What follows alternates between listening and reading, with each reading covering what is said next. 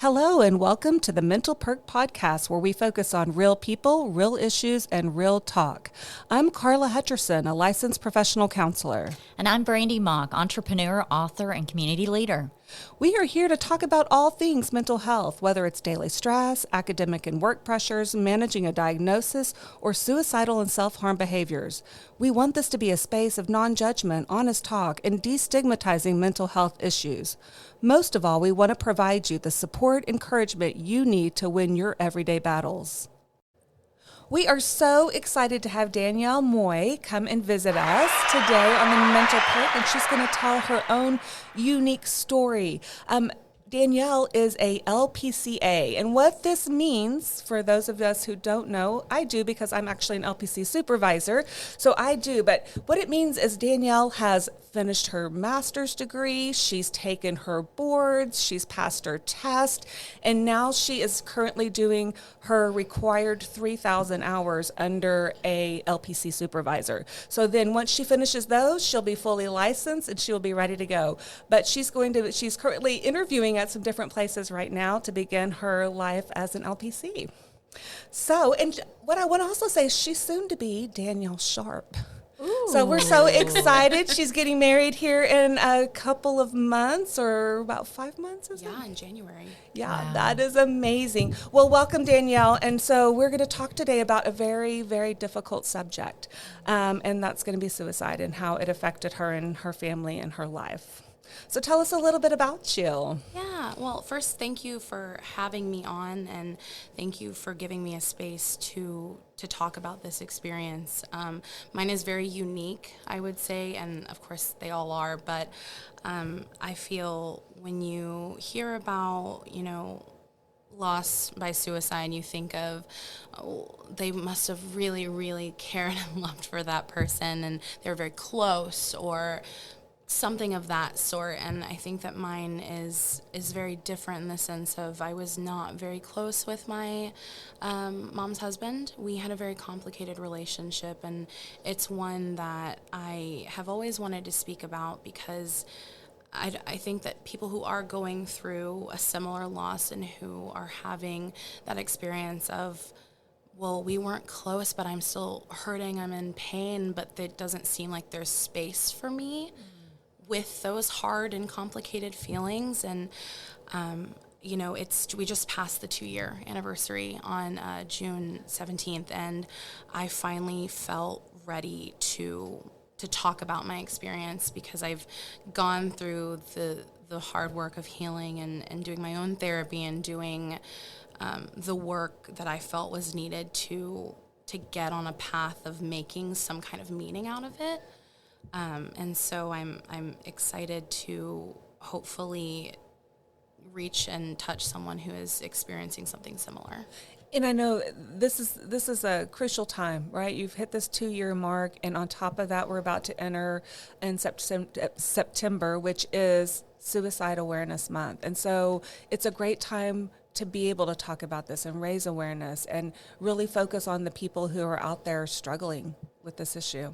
Yeah, absolutely. And it's given me such a, obviously, firsthand perspective of what goes on after losing someone to suicide. I mean, it's just, nothing could prepare you. Mm-mm. No, and there's a stigma that goes along with it, right? Mm-hmm. So if you die in a car accident or some other accident, people get to mourn that outwardly and you get all this support, but when it's suicide, it's so uncomfortable. Mm-hmm. There's a stigma that goes around that, and then people wonder what happened in that family, what was going on with that person, were they suffering with mental illness, all of these different things. And so there's so much that goes on with the death and suicide that it's grieved differently than other things. Absolutely. And that's one of the first things that I experienced, because I felt like I really jumped in and took the reins because my mom was so unable to do and to,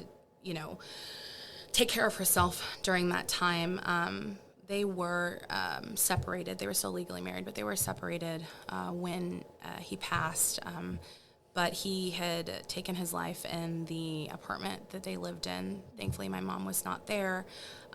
But the day after, we had no clue what to do. Like, There's no protocol. Like, what do you do? I have no clue. And so I jumped in and I was like, I don't know. Do we call the apartment complex? I don't know. And so I did. I called, and that was kind of the first experience that I had. When you called, did you know he had passed? Did you know? Yes. The day that he had passed, he had died around 5 p.m. And since he was alone in the apartment and my mom wasn't there, and he struggled with a lot and was in a lot of trouble. And so when the police got there, I don't know exactly how, but they found that he was married to my mom, and then my family's house is not even 10 minutes from that complex. So they got that address, and the police showed up about, I'd say, 9:10 that evening, and let my mom know, and I got the call within 5 minutes. My grandmother actually called me because she was the one there with my mom, and I was living in the colony with my boyfriend at the time, and we just threw stuff in a bag and drove to Saxe, which is where my family lives, and we get there, and it's just, I mean, what do you say? What do you do? I mean, my initial reaction was not feeling. I was very numb. I was my mom needs me, so I'm going to be what my mom needs. You were hyper-focused on that. For sure. I'm like, immediately jump in. My mom needs me. I'm not worried about my feelings. I'm not worried about really anything else. And, you know, that next day, waking up, it just felt like a blur. Yeah. Like, did this actually happen? And when I called the apartment complex, I just called to see what we needed to do. I didn't know if we needed to contact the officers that came to the house. I just had no clue. And when I called the apartment complex, that was the first experience I had of someone just being like, oh, yeah, it was really traumatic for all of us here. Oh, goodness. And while I agree, I'm sure it was, it just felt very dismissive to my family and I apologized because I'm sorry that other people had to be pulled into the situation. But the complex, they were so rude. I just remember being, like, my jaw was on the ground the whole time I was on the phone because they were just like, yeah, like, it was really traumatizing. Like, oh, that was your family? Like, oh, you knew that person? And you hear... There wasn't a lot of empathy. No. Again, it's that reaction to suicide. Yeah. People get so thrown off when they hear that, and they don't understand what the family's going through. Right. Yeah, that's just a hard thing to hear. And I think people are just uncomfortable with the subject. 100%. And that uncomfortability, I felt, continued as not only for my mom's healing, but for my own. You know, I process things through talking. I like to talk. I like to get my feelings out. I don't like to keep things in. I feel that once it starts building up inside of me, if I don't get it out, it really does harm to it can me. be destructive. Yes, absolutely. And thankfully, I was already in my own therapy when it happened. So I was able to reach out to my therapist. But, you know, talking to my friends and even people that I've known for, oh my gosh, my whole life, it's that look they give you because they don't know what to say. And while I was so aware that it was so uncomfortable for other people, I felt that even though I knew I needed to talk about it with those around me, that I just stopped because it's just the faces and that, not judgment intentionally, but just the look of, poor pitiful you, I don't know what to do for you, so I'm not going to do anything. Well, we just look at it as suicide's not a natural way of dying. Right. Yeah. And so, you know, when you don't die naturally, there's all these assumptions. There's all these just awkwardness, like Carla had said. And so when you don't, when people see that someone dies because of their own choice, they don't stop to think about all the things that played into that. I'm not justifying it. What Yeah. I'm saying is they don't think about all the things that play into. And I do that. want to get into that. I want to know, were there any warning signs? Did he leave a letter? Did y'all know that there were a mental health decline before that, right? Yeah, so definitely we were very aware of his struggles. He definitely relied on alcohol a lot. And I think that towards the end, it was getting worse. Was it more self-medicating? Was he trying to cover something up, or was there another addiction situation? I think both, honestly. Yeah. I think both. And this is me trying to be, Danyelle seeing it as just Danyelle, while also Danyelle seeing it as a clinician. It's very hard to separate sometimes, and especially when it's so close to you. Absolutely. But I definitely felt that there was an addiction issue while also just self-medicating. And I know that when my mom had voiced, I don't think this is working, and she tried to fix and tried to give options of how that they could make things work. And once he kind of refused to move forward with those things, when she decided to put her foot down and just said, hey, I've got to step away and we just need some time, I think that he severely declined in that moment. And what we know about that is that wasn't the cause of his suicide. The suicide was the result of or a symptom of something else, right? That was a last straw. It wasn't your mom who caused that. And I really want people to understand that you don't cause something by walking away from an unhealthy situation. Whatever the results are, that's not your fault. Absolutely. Yeah. Absolutely. It was just something that triggered him. It was the triggering moment that it was always there for sure. Right. Yeah. And like I said, that there were little red flags. I know people use that very loosely, but I mean, there were moments where I just remember being like, I don't like that. Or I see something and I would talk to my mom about it, and, maybe she wouldn't see the same thing I did, because you love someone, you can't see all of those things all the time. But I was so removed from that relationship and their relationship that I could just see things where I felt that just makes me question things. And what do you do with that when it's not someone that you can talk to like that, Yeah. Well, and it makes me think too, sometimes when your mom's living with it, someone that's addicted to alcohol or whatever it is, that's her normal.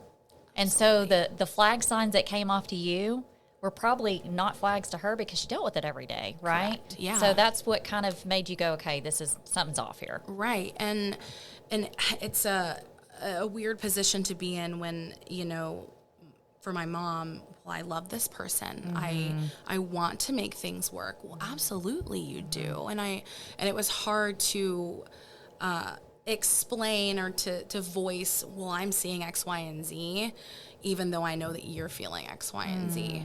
And was she receptive to seeing the things that you were describing? I think yes, but it was hard to act on those There was a sense of denial, or she wasn't ready to really, come to grips with it. Yeah, because, I mean, what does it mean when you accept it? Like, where do we go from here? That unknown and that uncertainty, I think, is scary for anyone who's in a committed relationship, and you're seeing these things that are scary in the person that you care for and love. And I think that, once she stepped away and she put her foot down, because she simply deserved better, truly. And that's one of the hardest things, I think, dealing with his death, is while I couldn't understand him as a person, I hurt deeply that he felt that he needed to do that. That he felt that was his only out. Yeah. Yes. Yeah, it was, and that's what made it so complicated, I feel like. You know, as a clinician, as a therapist, I feel that I have so much empathy and patience and understanding for every client that I see. So much. I'm so willing to give a second chance. I'm so willing to do and bend over backwards. And I felt that I was very adamant of not doing that for him. And that really hurt when everything happened, because it just felt like, well, could I have made a difference? Could I have done something? What could I have done differently to maybe have prevented this, which caused its whole other slew of things? Because again, when we talk about, you can't make anyone do that. You know, it's a whole slew of context around the situation that leads to kind of that last resort, and that was hard to come to grips with. That even though I knew that I couldn't really change anything, it was that what if. Mm-hmm. Yeah, and I think many family members and friends have those thoughts when they lose a loved one by suicide. They want to kind of figure out what was their role in there and how could they have saved them, because everybody wants to save that person, right? But ultimately, that person is battling their own demons inside, and that's where we want to talk about suicide. We want to ask those questions. We want to educate people on what those signs are, because there are a lot of things that we can do. Ultimately, it's that individual's decision. And that's where the blame lies, right? Yeah. But just helping people to begin to have those really tough conversations and asking questions. I think people think that if I talk about suicide, it'll make them want to commit suicide.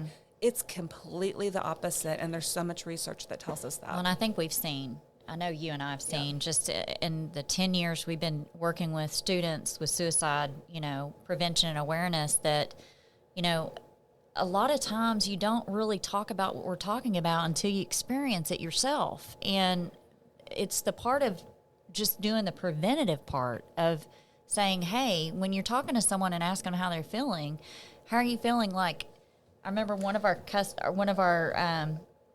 I've just gone blank. One of our guests. One of our guests. Thank you. You're going to have to edit that. It's okay. He's really talented like that. Or he may keep it in there. Who knows? He's keeping it in there. Okay. It's all to make me look bad. I'm kidding. Authentic. It's authentic. Oh, there very you go, girl. authentic. You got it. It's authentic. Danielle gets I don't even know what I was about to say anymore. What was I going to say? It's a heart thing. Yeah. Like, it's a heart thing. How's your heart? How's your heart?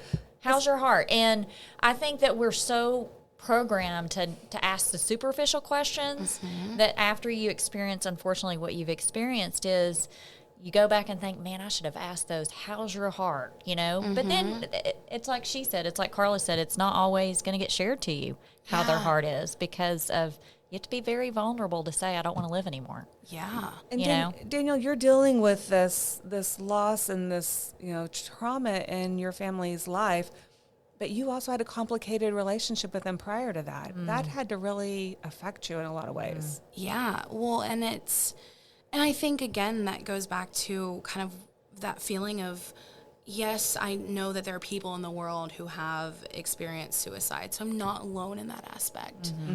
But I felt very isolated in the fact that we weren't close. I didn't have this loving, meaningful relationship to look back on.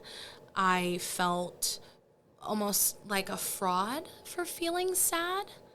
One of the most things that were said to me anytime someone found out was, well, you didn't like him, did you? And that felt so invalidating. Yeah, that is very invalidating. I mean, yeah, you didn't have a close relationship, but he was in your life. He's still for a long person, time. a living being. He's a living that being. deserved to live. He was married to your mother. Yeah. And that in itself makes it part of your intimate circle, right? Right. Yeah. It was invalidating. It just felt like, well, I know, but that's a person. He no longer is alive. Like, do you realize what you're saying to me? And it's back to that thing of just that uncomfortability. People are so uncomfortable, and it's something that, again, why I wanted to talk about this 2 years after the fact is I just have had time to sit and to process and to thankfully get to a place of healing, but just wanting to make meaning out of it. And I think that has been the special feeling to me that, yes, we weren't close, but he truly gave me this new outlook and this new perspective on what I feel like I need to bring into being a therapist and what I go through, from here on out. And, I think it's super cool that you're a new therapist entering and building your career. And I think the neat thing about what you're saying is you now have the opportunity to teach people how to respond responsibly, right?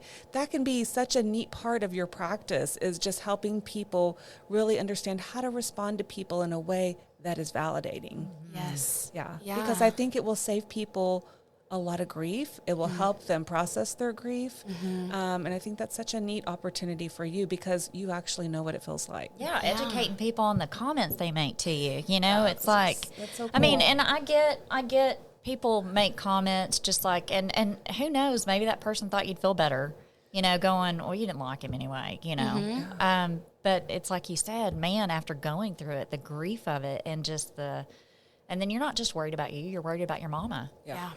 Oh, yeah. How's mom doing? She, first, let me just say, because I know she will be listening to this eventually, she is my most favorite person on this planet, and we have such a special bond, and I was very scared that she wasn't going to come back from this. This was very, very hard on her, but she has stayed committed in therapy. She has stayed committed in taking care of herself. She really put in a lot of hard work to get back to some sort of normal. And, I mean, that normal may be different from what normal looked like It for will be us. different. It's a new normal, normal. And it doesn't mean that we don't have a productive future or that our future doesn't look bright, but it is different. And there's no way to ever go back from a suicide. Yeah, and but she's doing good. She's gonna have her days. Yeah. And those are hard because it brings back all of those emotions. It brings back everything, and it hurts to see her cry. I mean, that's my mom. That's my person, and I'm an only child. Like, it's always been us. Oh. And so that's been difficult to see, and to see her hurt, but to see the resilience that woman has is magical. It truly, I mean, if that's not motivation, I don't know what is. And she probably doesn't even realize the motivation she's giving other people through her resiliency. Yeah. And that's so important. She's showing you, but she's showing other people around her, and she probably doesn't even know it. She's just she's just going through the fight. Yeah. A new normal. Right. And that's so her. The most humble, the sweetest, I mean, just very, not me. And I'm like, Mom, no, like this, it was a hard thing, and look at you. Yeah. You kept going. You're strong. You're courageous. You're a fighter. Yeah. We love it. Yeah, absolutely. Yes. Yeah. Yeah, and I think that losing someone by suicide brings out something in you that you didn't know you have, because you've never had to touch that part of yourself. Yeah. But when you absolutely have to, it shows you can do incredibly hard things. Yes. Gosh, I mean, and that's what meaning I felt like I've been able to make out of it, is just, I'm so sorry that this has happened, and of course I wish that it never happened. I wish that we could go back in time and maybe make a difference, and that he wouldn't have felt the need to do this. But I feel that this is something that he has given me specifically, and making meaning out of this, and just like, I just have this new perspective, and I do want to teach people. I do want to make this less stigmatized. I want to bring awareness to this, because it has touched me so deeply, that I just want things to be different. Yeah, absolutely.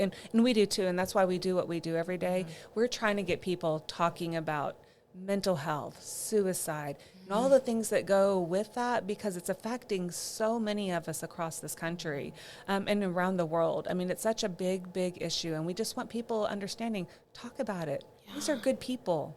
They're just suffering inside, and there's different reasons why they're suffering. Right. But we need a community. We need a support system, and that's how we get through these tough things. I want to throw in a couple of just different statistics here, because we are coming upon Suicide Awareness Month, and I really want to bring highlight and focus to that. But what we know is from 2000 to 2021, the suicide rate increased 36%. We know a lot of that really happened during the COVID pandemic, but we were already on the rise from then, right? So we also know that suicide is responsible for 48,183 deaths in 2021. That is such a lot of families that are out there suffering and struggling, very similar to what your family's going through. Yeah. And if we even put that in bigger perspective, that's one death every 11 minutes, and I know that statistic is the same today. So it is a big problem. It is a super big problem. And even if people don't actually commit suicide, there's 12.3 million Americans, adults, who seriously think about suicide every year. 3.5 million have actually planned their own suicide attempt, and 1.7 million have attempted suicide. So this is why we got to talk about it. We have got to get out there. We have got to support. We got to reduce the stigma. And I think that the statistics are way off, even because you and I have discussed this, that people that do commit suicide, if there's not a note left or something like that, it's not actually, and if the family doesn't, the family doesn't agree to say that this was a suicide, it just goes as a foul play death, right? Yes. So those statistics I feel are probably way low. No, right? I agree with you too, because I think there's a lot that we're not counting. And again, because if it's not, if you don't really know 100%, it's not counted that way. Yeah, it's unfortunate. But this is why we're doing what we're doing. Yeah. And Danyelle, I know that you had a complicated relationship with your stepfather. It doesn't mean that you don't care about the situation. You had mentioned that you wrote him a letter, and it was part of your healing. Is that something that you'd be willing to share with us? Yeah, absolutely. Okay. Yeah. I kind of caught her off guard here, so I'm going to keep talking while she's pulling that up. Carla. But I know that she had talked about it, and I really want to give her that opportunity because I Yes. think it's going to help so many people out there just to hear her emotions and how she's been processing this. So we are going to continue to look at what suicide is like and how people are dealing with it. And I deal with a lot of families who have either had a teenager make an attempt. I've worked with families who actually have a teenager or a child who's actually completed suicide. And so the emotions are very real, and what you're describing, I see. And the levels of grief, they're just a different kind of process. There's a lot of anger, frustration, doubt, blame, guilt, and all that plays into it. And it's just something, if you lose someone by an accident, you don't have as much of that guilt. But someone who loses one by suicide, it never leaves them. It never leaves them. And the other thing is that suicide will stay with the family and friends. They'll never forget it. It's what people report to me is it's very fresh, and it just continues to play out. But there is healing, and I've seen healing on the other side, and I have seen people do amazing things following losing a loved one in this way. So Danyelle, I'm going to put you on the spot here. Sounds good. No, I'm really proud of this. That I wrote. It was a part of my healing. I had intentionally wrote it to read to my therapist, and after I shared it with her, I just felt this calling to just want to share it in a broader way. And so I hope that maybe this reaches someone, even if it's just one person. Absolutely. One So person is That's all it takes. Yeah. That's right. One at a time. One at a time. So at the beginning, I called it an open letter of loss. At the beginning, I put a little snippet of lyrics that I felt really showed and put into words what I couldn't of how I was feeling. And those lyrics are, "No words appear before me in the aftermath. Salt streams out my eyes and into my ears. Every single thing I touch becomes sick with sadness." And those really stuck out to me during my time of healing. Yeah. It's kind of long, so forgive me. But on June 17th, 2021, my mom's husband committed suicide. It's been a long 2 years, and I've wanted to open up about this for a while now. I don't know if it's from craving closure or for catharsis, but I finally feel ready to share my story. Getting the call was surreal. I could hear my mom crying in the background. She didn't want to talk to me. I knew she was in shock.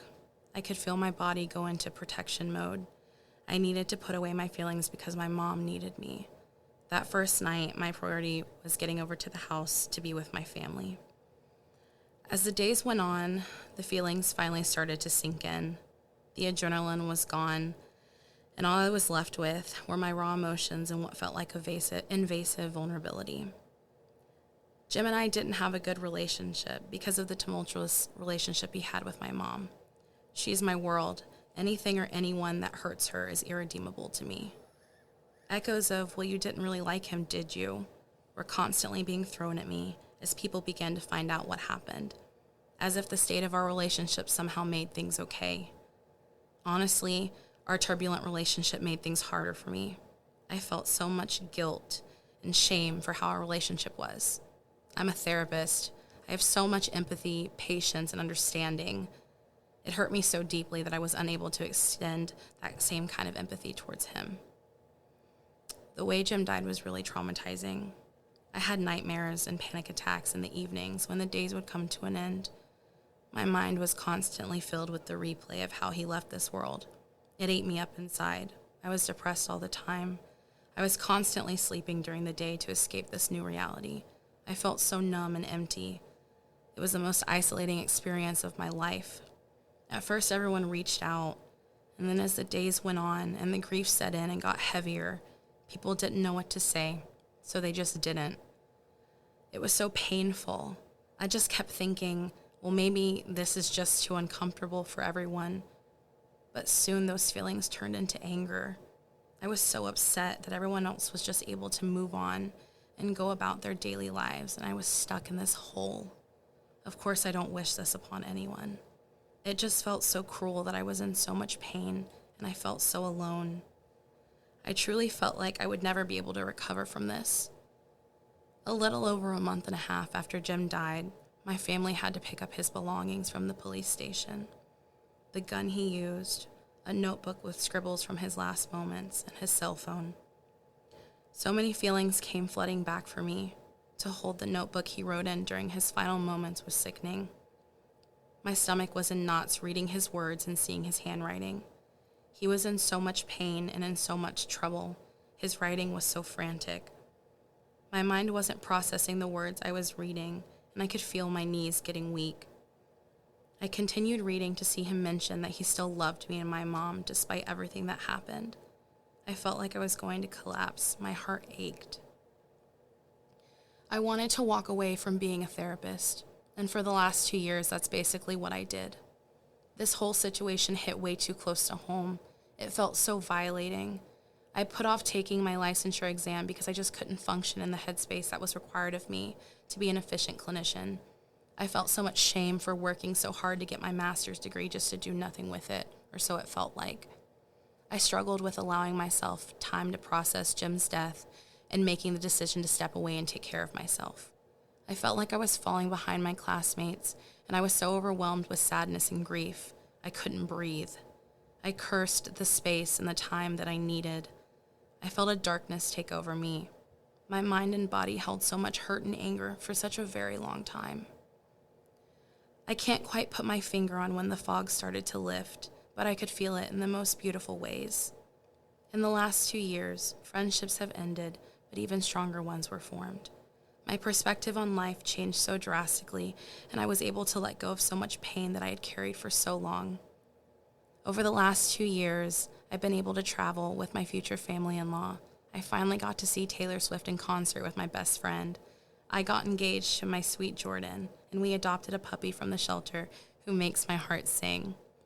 I allowed myself to finally feel the darkness. It changed me, and maybe it's a part of me now, but it has shown me that there are still beautiful things. I don't think the grief will ever fully go away, but I'm okay with that. I want to use this experience as I continue into my field and career. I have made the steps to move forward with my license as a licensed professional counselor associate, and it's been a long time coming, but I have never felt more ready. Oh my gosh, I need tissue. Girl, oh my gosh. Let me tell you something. What a gift you have to share with people. that are hurting, because that was powerful, number one. Number two, I know you're not done in your journey. Thank and you. I'm snotting all over myself. I'm sorry. But wow, I mean, beautiful words. And I know that those words are going to change lives. And the fact that you've opened up and you're willing to continue your career is going to save lives. Thank you. Thank Danyelle, you. just your words on this show is going to change Yes. lives. Our viewers are going to hear this, and there are people who are struggling, whether they are having suicidal thoughts of their own, or they're dealing with a family member who either they just lost or who is struggling with suicidal thoughts. This is something that you are opening up conversation. You are serving that message, and you're helping people today. So it's already started, and you're just getting your foot in the door. So amazing work. It took a lot of courage for you to really talk about that process. But I'm going to tell you right now, this is the day that your life has changed, because you are going to be an advocate for those who are struggling with mental health and suicide.